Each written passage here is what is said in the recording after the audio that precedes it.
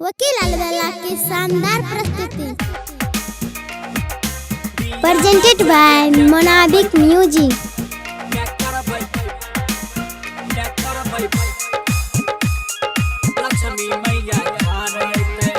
रिमझिम recording studio Simri Bakhtiyarpur.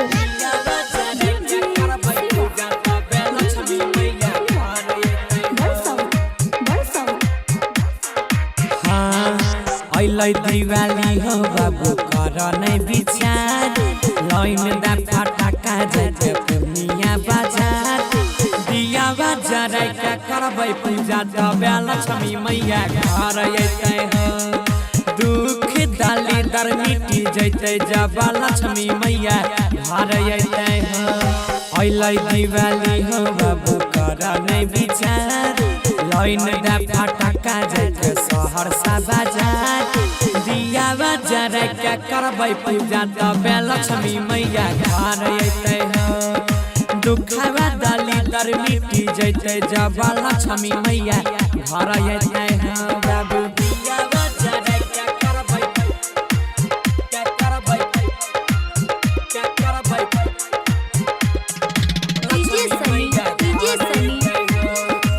रिमझिम recording studio Simri Bakhtiyarpur. अंगना निपाई देबै घरवा सजाई चारों तरफ देबै चुकभुकिया लगाई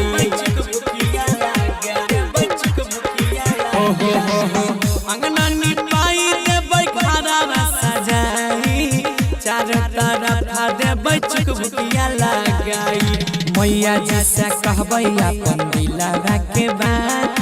सगर या जोर होते जब रात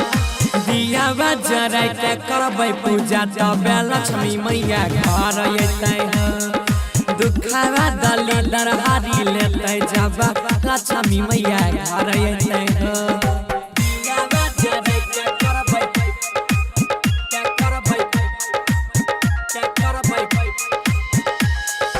लक्ष्मी मैया घर अइते हो रिमझिम रिकॉर्डिंग स्टूडियो सिमरी बख्तियारपुर।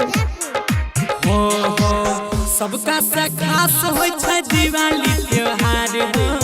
राखते काली मैया खुश परिवार हो